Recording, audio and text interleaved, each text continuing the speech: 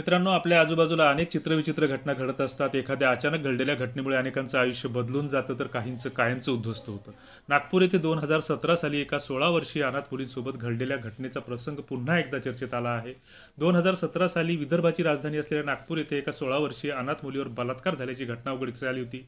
शीळफाटा गणेश मंदिरातील 30 वर्षीय विवाहितेवरील बलात्कार आणि खून प्रकरण हे ताजे असताना या अनाथ मुलीच्या बलात्काराची घटना पुन्हा एकदा नव्याने चर्चेत येत आहे आणि त्यातून काही प्रश्न निर्माण होतात। या मुलीला तिच्या वयाचा आणि परिस्थितीचा गैरफायदा घेऊन लोकांच्या मनात अस्वस्थताच नाही तर यातून काही प्रश्न सुद्धा निर्माण होतात। समाजामध्ये अनाथ झालेल्या मुलींचे संरक्षण आणि त्यांच्या जीवनाच्या गुणवत्तेच्या मुद्द्यावर आम्ही अजूनही लक्ष केंद्रित करू शकलो नाही, ही आमची खरी शोकांतिका आहे। महिला आणि मुलींच्या सुरक्षेबाबत अजूनही कोणतेच उपाय प्रभावी ठरू शकले नाहीत, ही गोष्ट यातून अधोरेखित होते। बलात्कार विरोधी कायद्याच्या अंमलबजावणीतील त्रुटी आणि न्याय व्यवस्थेतील विलंब हा मुद्दा सुद्धा यातून चर्चेला येतो। बाल सुधारगृह किंवा शासकीय वसतिगृहातून अनेकदा मुलं मुली पळून जातात, गायब होतात। ती मुलं का पळून जातात याबाबत तेथील व्यवस्थेबाबतही अनेक प्रश्न निर्माण होतात। असे अनेक प्रश्न आहेत ज्याची कायमस्वरूपी उकल शोधणे गरजेचे आहे। तुर्तास या घटनेचा नेमका काय वृत्तांत आहे ते आपण या ठिकाणी जाणून घेऊ।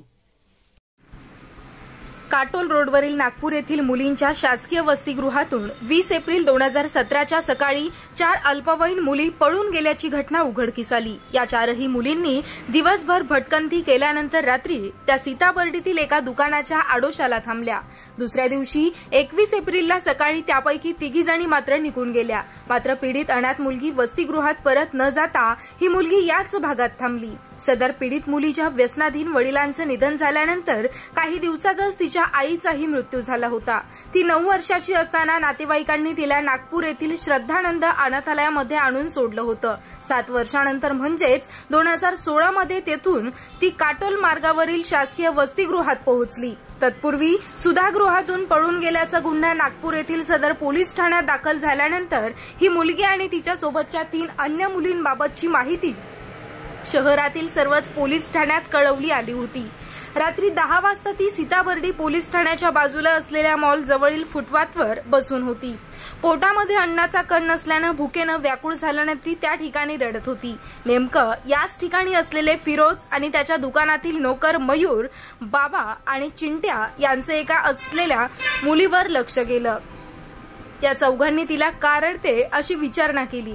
तिनं खूप भूक लागली असल्याचं सांगताच या आरोपींनी तिला जेवणाचा आमिष दाखवून चिंट्याच्या ऑटोत बसवलं। त्यानंतर तिला जरीपटक्यातील सुगतनगर मधल्या बांधकाम सुरू असलेल्या प्रतीक्षा अपार्टमेंटमध्ये नेलं। तेथे तिच्यावर 4ही जणांनी रात्रभर आळीपाळीनं बलात्कार केला।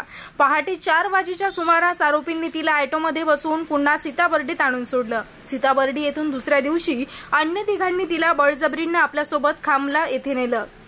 खामला परिसरात नेऊन तिच्यावर अत्याचार केला आणि परत सीताबर्डी परिसरात आणून सोडलं। सकाळी या भागात कर्तव्यावर असलेल्या एका वाहतूक शाखेच्या पोलिसाला तिची अवस्था बघून संशय आला। अल्पवयीन निराधार मुलीवर सामूहिक बलात्कार झाल्याचं कळताच पोलीस यंत्रणा हादरली होती। त्यानंतर हे अल्पवयीन बलात्कार प्रकरण उघडकीस आलं।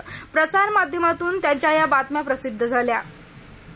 पोलिसांनी आरोपीचा शोध घेऊन प्रकरण न्यायप्रविष्ट झालं।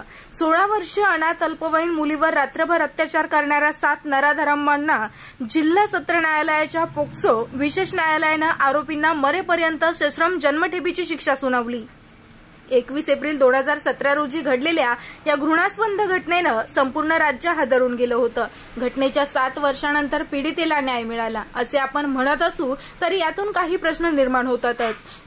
त्याची शीळफाटा गणेश मंदिरातील घटनेसारखी पुन्हा पुनरावृत्ती होऊ नये यासाठी कायमस्वरूपी उकल शोधणं गरजेचं आहे असं आम्हाला वाटतं।